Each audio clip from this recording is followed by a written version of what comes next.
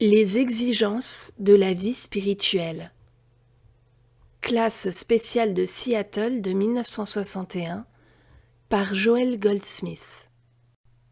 Première partie. Cette fois-ci, nous devons vraiment prouver que vivre de façon spirituelle est profitable.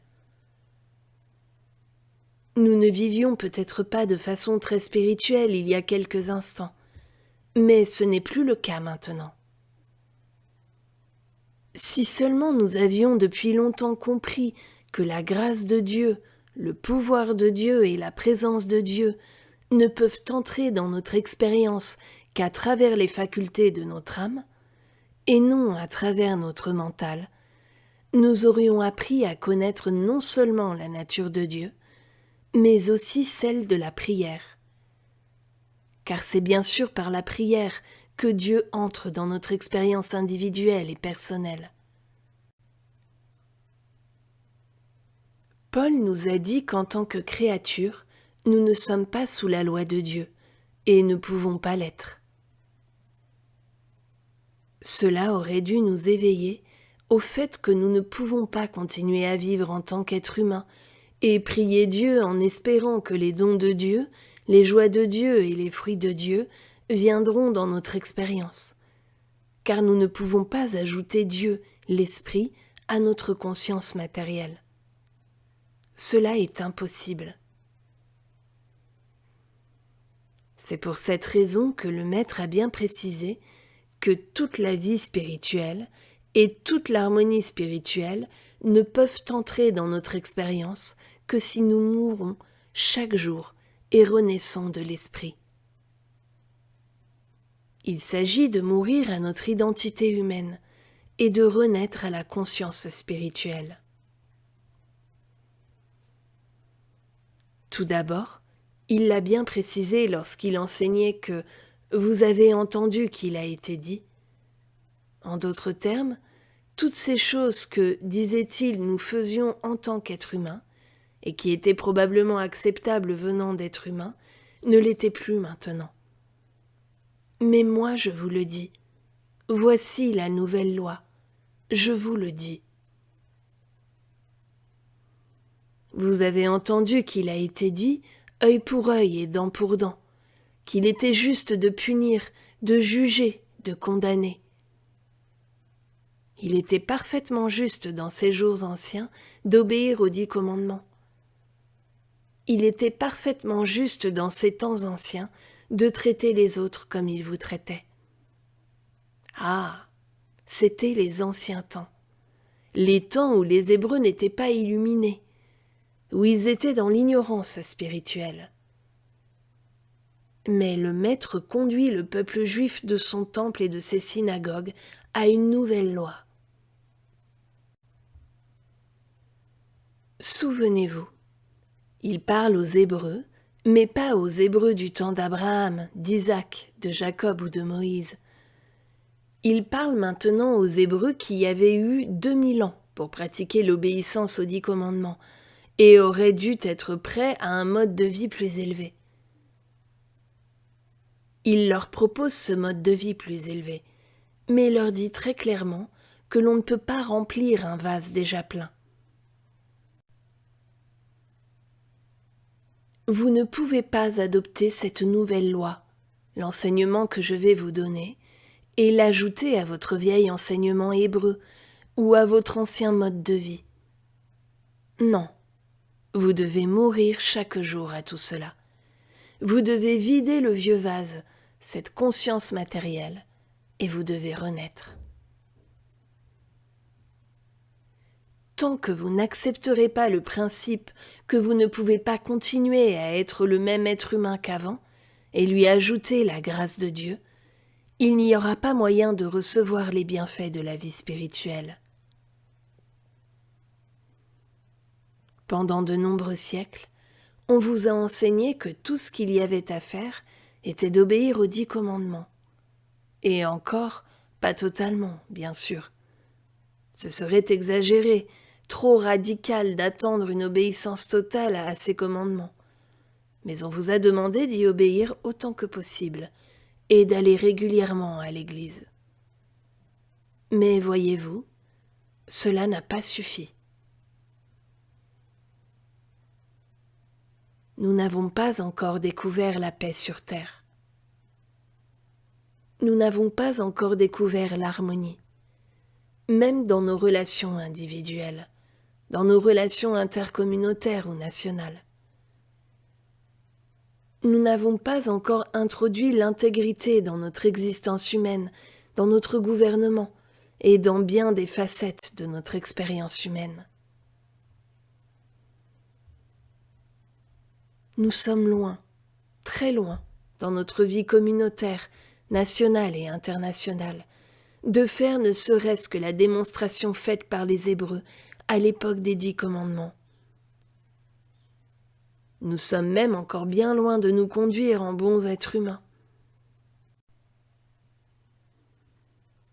C'est pourquoi les rares personnes qui s'engagent dans la vie spirituelle ont des difficultés. Car c'est difficile. Il n'y a aucun doute à ce propos. Quiconque veut faire croire que vivre spirituellement est facile à réaliser raconte des histoires. C'est une vie facile, une vie glorieuse, très riche, abondante et joyeuse, mais seulement après la réalisation. La période pendant laquelle se fait l'ajustement, la période où l'on meurt à la vieille identité n'est pas si facile et pas toujours courte. Mais cela, en fait, ne devrait pas avoir d'importance pour nous. Le fait que le chemin ne soit pas facile ne devrait pas nous perturber, car si nous sommes déterminés à atteindre le mode de vie chrétien, il faut nous préparer à une période de lutte, d'effort, d'étude et de discipline. Pourquoi la discipline ? Car en fait, nous n'avons pas de conflit avec la morale. Je veux dire que nous n'avons guère de problème avec les 10 commandements au stade où nous en sommes. Alors pourquoi les difficultés ? La plus grande difficulté pour nous réside dans ce point. Nous sommes les produits de siècles de vie tournés vers l'extérieur, exclusivement vers l'extérieur. Dès le berceau, nous avons commencé à vivre avec des hochets, des poupées, et plus tard avec des billes, et tous les jeux qui retenaient notre attention sur le monde extérieur. Et c'est triste à dire, même à l'école, il était plus important de nous distraire et de nous garder occupés à des jeux et des sports, plutôt que de nous faire étudier sérieusement, ou de nous enseigner à être assez calmes à l'intérieur pour nous concentrer et étudier. Ainsi, peu de personnes ayant une capacité naturelle à se concentrer, une capacité naturelle à étudier, atteignent ce stade particulier. Or, ce chemin spirituel requiert une capacité à trouver une paix intérieure, un silence intérieur.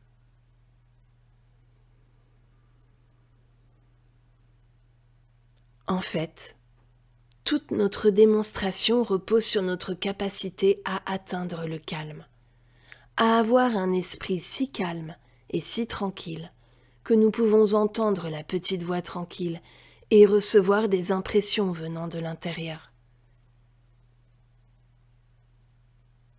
À ce propos, je vais vous montrer la cause probable de notre échec en ce qui concerne la prière et son remède. La prière n'a en fait rien à voir avec des mots que nous pensons ou des mots que nous prononçons. En fait, les pensées et les mots sont des barrières au succès de nos prières. La prière n'est pas quelque chose qui va de l'homme à Dieu. C'est un renversement complet de ce que vous trouverez dans le dictionnaire. La prière n'est pas quelque chose qui va de l'homme à Dieu.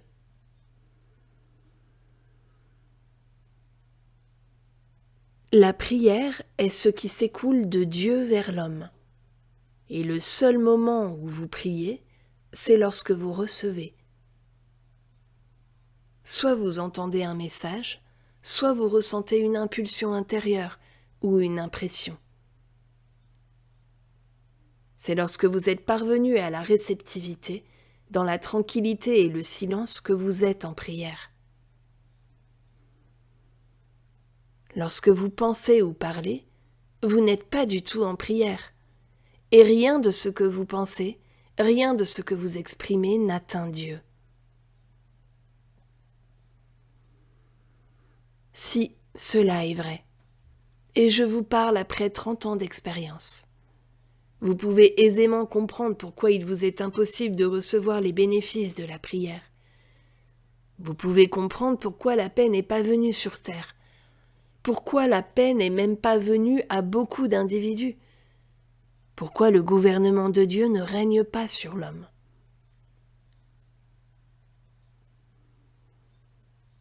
L'homme n'est pas gouverné par Dieu tant qu'il n'est pas capable de recevoir Dieu. L'homme n'est pas gouverné par Dieu tant qu'il envoie des pensées à Dieu, tant qu'il fait des discours, qu'il lit des prières dans des livres ou récite des prières par cœur. Rien de cela n'atteint Dieu. Il y a un temps où les mots et les pensées sont nécessaires pour atteindre Dieu, mais c'est un temps de préparation. C'est-à-dire, lorsque nous nous apprêtons à prier, il est légitime de nous engager dans ce que nous pourrions appeler une contemplation ou une prière contemplative.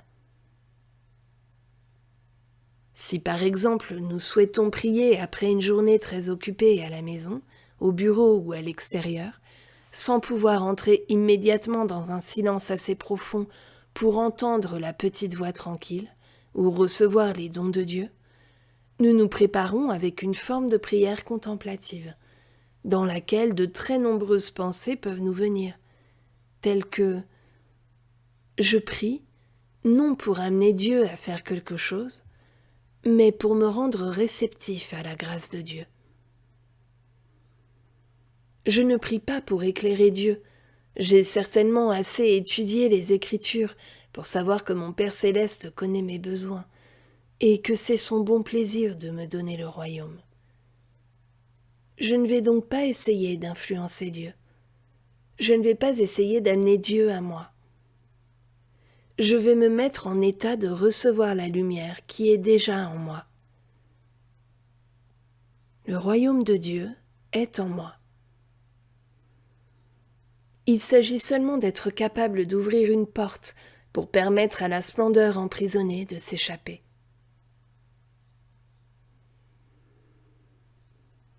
Quand je prie, je sais que je ne vais pas demander à Dieu de détruire mes ennemis. Je ne vais pas demander à Dieu de m'aider, de me donner quelque chose ou de faire quelque chose pour moi. Je sais que Dieu en sait assez pour être Dieu. Je sais que Dieu a le pouvoir d'être le pouvoir Dieu. Je sais que la présence de Dieu est déjà plus proche de moi que mon souffle.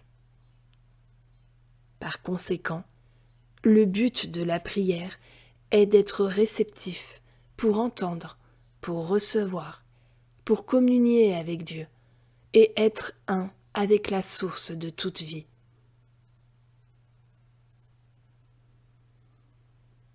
Ces mots et ces pensées n'ont pas atteint Dieu ou amené Dieu dans mon expérience. Ils m'ont apaisé. Ils m'ont installé dans une compréhension de la nature de la prière et ont été un rappel de ne pas tenter d'utiliser Dieu pour quelques objectifs ou de faire de Dieu mon serviteur. Cela m'a rappelé que je suis l'enfant de Dieu. Je suis le serviteur. Je suis celui qui a besoin d'être instruit par Dieu. Je suis celui qui a besoin d'être éclairé par Dieu. C'est moi qui dois être influencé, pas Dieu. La nouvelle pratique de la prière est exactement le contraire de ce qui nous a été enseigné sur la prière. Et je peux maintenant dire « Parle, Seigneur, ton serviteur écoute. Parle, Seigneur.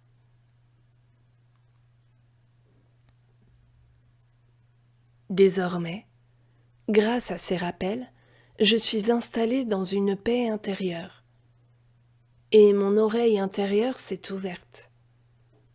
Je suis alerte et réceptif. Parle, Seigneur. Je constate alors que je suis dans un état d'écoute, prêt à recevoir tout ce que l'Esprit peut avoir à me communiquer. Maintenant, la présence de Dieu peut entrer dans mon expérience. Le pouvoir de Dieu, la joie de Dieu, la vie de Dieu, la sagesse de Dieu peuvent s'écouler en moi, venant de l'intérieur. Souvenez-vous toujours que ce Dieu que nous prions, ce Dieu auquel nous nous relions, est à l'intérieur de nous. Nous n'inventons pas un ciel. Nous ne pensons pas au monde. Nous sommes reliés au centre de notre être, et nous savons que la grâce de Dieu s'écoule vers nous, venant de l'intérieur de nous.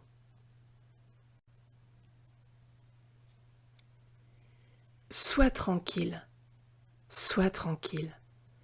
et sache que je, au centre de toi, suis Dieu. Maintenant que chacun de vous, en silence, de façon sacrée et doucement murmure en lui-même, je, sois tranquille, et sache que je est Dieu. Je, plus proche de moi que le souffle, plus près que mes mains et mes pieds. Je, au centre de moi, est puissant. Je suis, au centre de moi, est puissant. Je, la présence de Dieu, l'Esprit de Dieu, la vie de Dieu, le mental de Dieu, le centre de mon être me parle et me dit, et il me faut maintenant écouter. Mon enfant, tu es toujours avec moi. Tout ce que j'ai est à toi. Tout ce que je au centre de mon être a est à moi. Je ne te quitterai ni ne t'abandonnerai jamais. Murmure ce mot. Je. Je ne te quitterai ni ne t'abandonnerai jamais. Je serai avec toi jusqu'à la fin du monde. Je au milieu de toi, le je que tu prononces secrètement, paisiblement et de façon sacrée. Je, au centre de toi, suis puissant.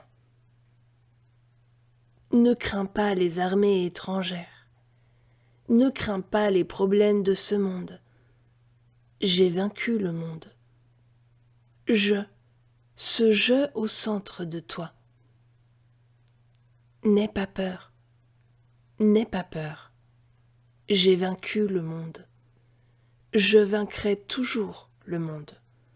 Ce je qui est au centre de toi. Ne lui demande pas de le faire.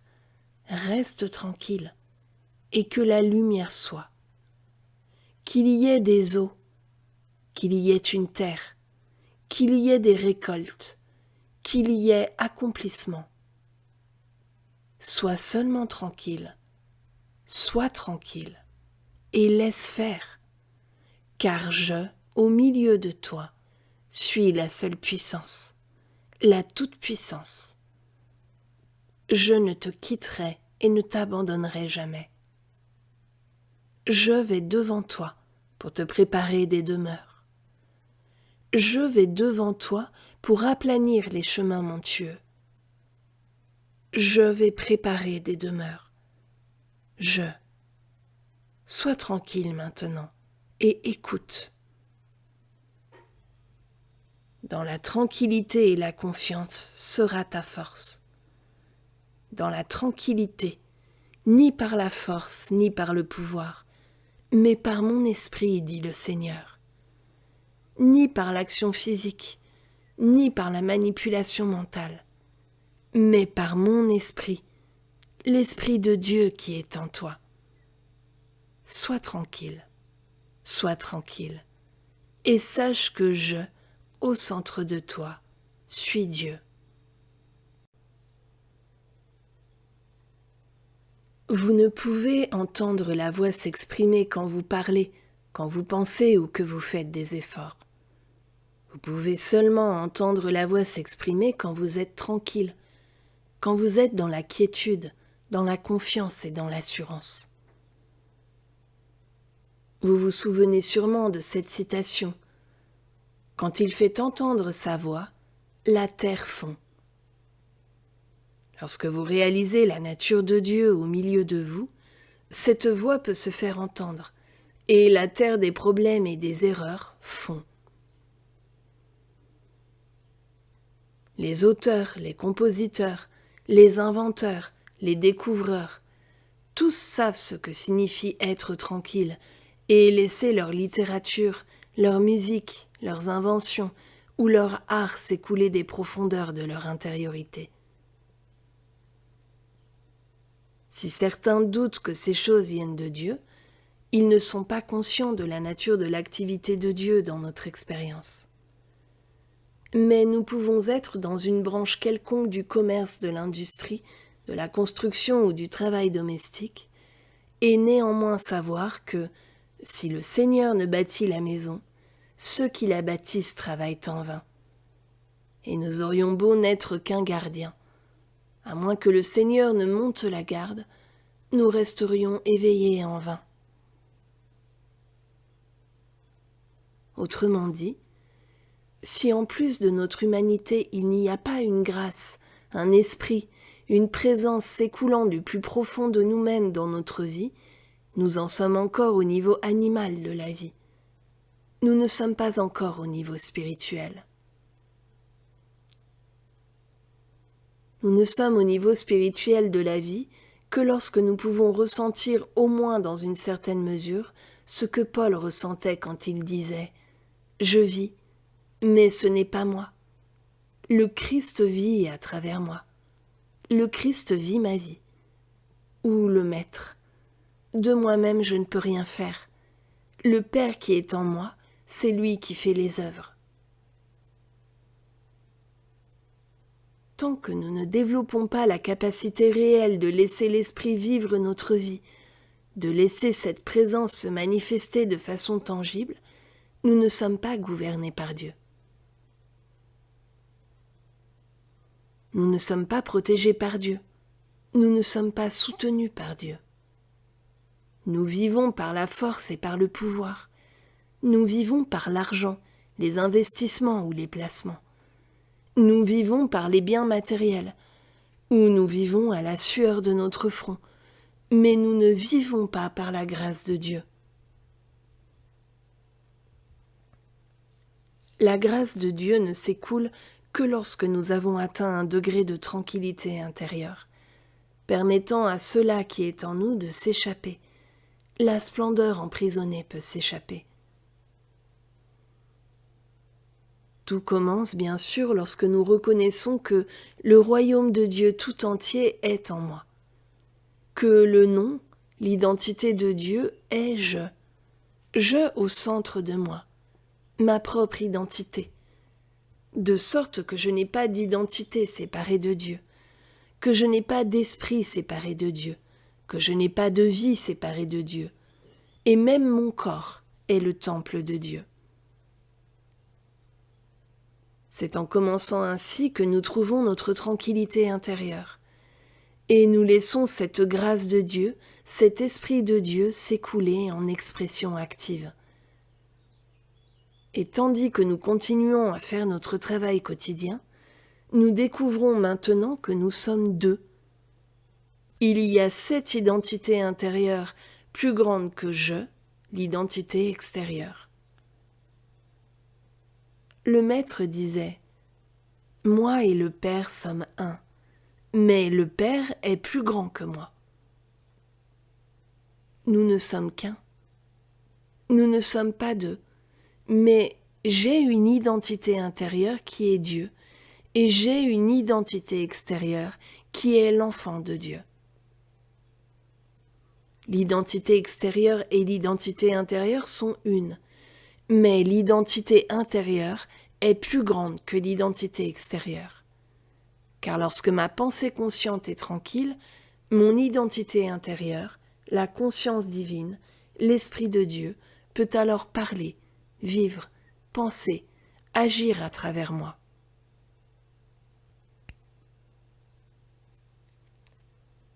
Je vis, mais ce n'est pas moi. Il y a un esprit en moi qui vit. Il y a un esprit qui demeure en moi et qui accomplit toutes les choses qui me sont données à faire. Il y a un esprit au-dedans de moi qui rend parfait ce qui me concerne. Mais cela ne peut pas se produire dans mon expérience pendant que je pense, que je parle, que j'essaie de persuader, d'influencer ou de suborner Dieu. Dieu ne supportera même pas d'être acheté par la dîme s'il y a une arrière-pensée. Nous ne pouvons pas offrir des sacrifices à Dieu. Nous ne pouvons pas soudoyer ou influencer Dieu de quelque façon que ce soit. Nous ne pouvons qu'être tranquilles. Sois tranquille. Peu importe que vous soyez dans l'erreur, ne croyez jamais un seul instant que cela mette fin à l'activité de Dieu. Bien au contraire. Cela aurait plutôt tendance à l'amener en expression. Dieu trouve plus de plaisir dans la brebis égarée puis retrouvée que dans les 99 autres qui ne se sont pas perdus. Autrement dit, une partie de la mission du Maître a été de pardonner les erreurs et de les guérir. C'est pourquoi c'est en général une erreur, une maladie ou un manque qui nous oblige vraiment à dire que notre façon de faire n'a pas suffi, ou que le mode de vie humain ne nous a pas fait grand bien. Cela ressemble beaucoup à ce que nous entendons parfois lorsqu'une personne nous dit « Je ne crois pas en Dieu. Regardez simplement ma vie et dites-moi si vous pourriez croire en Dieu. » À cela, je réponds « Vous prouvez catégoriquement que vous ne croyez pas en Dieu. Il n'y a pas la moindre trace d'influence de Dieu dans votre vie, n'est-ce pas? Non. Vous ne croyez pas en Dieu. Comment pourriez-vous alors l'avoir dans votre vie? Pensiez-vous que Dieu allait vous assommer et vous laisser inconsciente, puis vous dispenser ses bienfaits quand vous ne pourriez plus les refuser? C'est cependant ce que nous ne cessons de faire plus ou moins, nous fermer à Dieu et reprocher à Dieu de ne rien faire pour nous. Cela n'est pas notre faute. C'est parce que nous avons cru que la prière est quelque chose que nous faisons, alors que la prière est quelque chose que nous recevons. On nous a enseigné que la prière consiste à exprimer des mots et des pensées, alors que la prière consiste à être capable d'entendre le murmure doux et léger. Vous ne pouvez pas instruire Dieu. Vous vous laissez instruire par Dieu. Vous ne dites rien à Dieu. Vous laissez Dieu vous parler. La voix de Dieu est puissante. Le pouvoir de Dieu, la présence de Dieu. Mais laissez-la se faire entendre. Laissez-la s'exprimer à l'intérieur de vous. Laissez-la s'écouler. Et vous verrez alors comment Dieu changera votre nature. Vous verrez la différence entre une vie que nous gouvernons et une vie qui est gouvernée par Dieu. Être sous le gouvernement de Dieu développe cette faculté d'écoute. Instruis-moi, guide-moi, conduis-moi. Vous constaterez souvent que la vie spirituelle devient plus facile si vous connaissez certains passages des Écritures révélant la nature de la vie spirituelle. Je n'ai pas beaucoup étudié la Bible, ses histoires et ses faits historiques. Mais je reconnais qu'au cours des siècles, il y a eu des maîtres spirituels,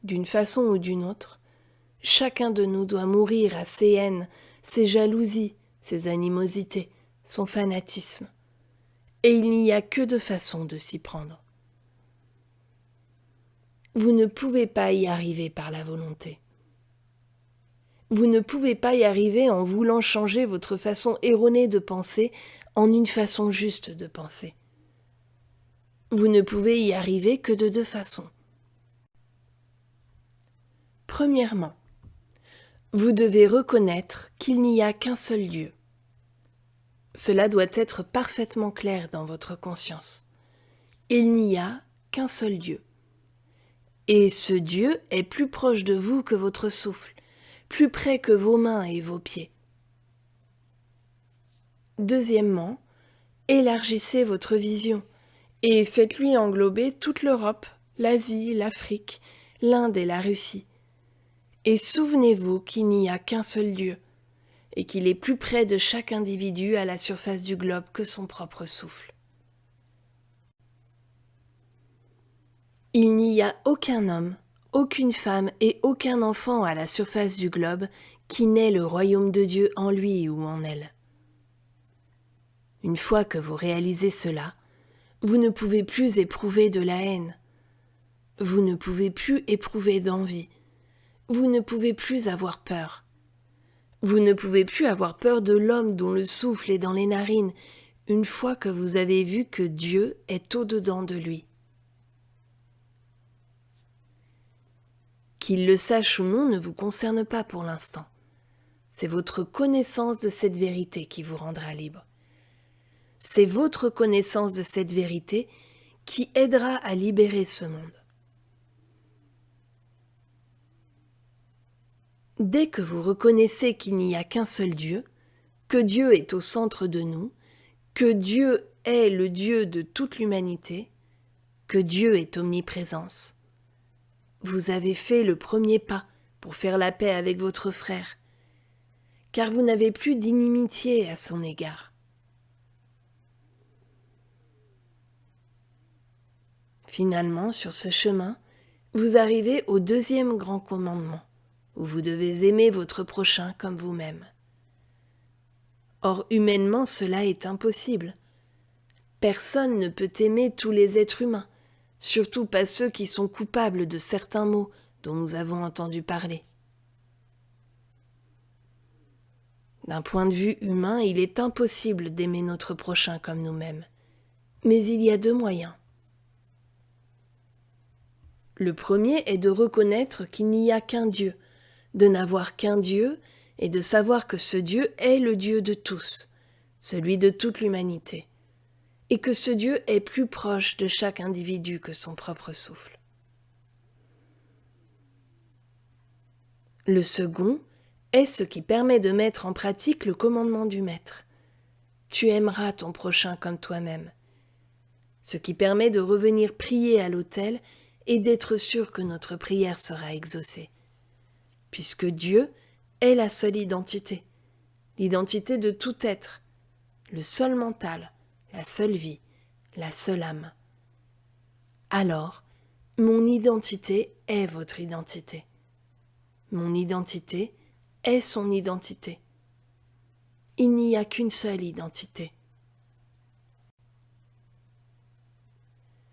Ce que tu as fait à l'un de ces plus petits de mes frères, c'est à moi que tu l'as fait. Pourquoi ? Parce que je suis l'identité de l'un de ces plus petits de mes frères. Je suis le plus petit de l'autre. Ou plutôt, je suis l'identité des autres. Tout ce que tu as fait à une autre identité, c'est à moi que tu l'as fait. Car son identité est mon identité, et mon identité est votre identité. Mais tout ce que tu n'as pas fait à l'un de ces plus petits de mes frères, c'est à moi que tu ne l'as pas fait. Pourquoi ? Ne voyez-vous pas que ce que nous faisons à un autre, nous le faisons à notre identité, puisqu'il n'y a qu'une seule identité ? Ce que nous ne faisons pas pour un autre ne se fait pas pour nous, car il n'y a qu'une seule identité. Au moment où nous reconnaissons que, puisque Dieu est l'identité, le mental, la vie, l'âme, l'esprit de chaque individu, l'identité de chacun est alors faite du même mental, de la même vie, de la même âme, du même esprit, de la même substance. Par conséquent, mon identité est votre identité, et ce que je vous fais, je le fais à moi-même. Ce que je ne fais pas pour vous ne se fait pas pour moi. Ainsi, ne voyant qu'un seul Dieu, une seule identité, et connaissant mes erreurs humaines, comment puis-je vous considérer assujetti à vos erreurs humaines? Si je me libère en réalisant que Dieu constitue mon être, comment puis-je faire moins que de vous libérer, sachant que Dieu constitue votre être? Vous serez momentanément conscient de mes erreurs humaines, et je serai conscient des vôtres. Mais le niveau de notre vie spirituelle se manifeste dans notre capacité de voir au-delà des apparences et de réaliser Dieu constitue votre identité. Par conséquent, je dois faire pour vous ce que j'aimerais que vous fassiez pour moi. Dès l'instant où je reconnais que Dieu constitue votre identité, j'ai fait la paix avec vous. Je suis en paix avec vous. Je vis en harmonie avec vous. En fait, vous vous rendriez très vite compte qu'il vous serait vraiment impossible d'être très en colère contre moi. Vous ne pourriez pas vraiment vous battre sérieusement avec moi. Vous n'approuveriez peut-être pas tout ce que je dis ou fais, mais en fait, vous seriez mon ami. Mais j'aurais fait de vous mon ami en vous reconnaissant tel que vous êtes réellement, l'enfant de Dieu, la progéniture de Dieu, l'identité de Dieu. J'ai établi la paix entre nous, et un de ces jours, nous établirons la paix sur terre, en réalisant que Dieu constitue chaque âme vivante, et que l'identité de l'un est l'identité de tous. C'est ainsi que nous retirerons toute inimitié de la conscience de tous les peuples de la terre.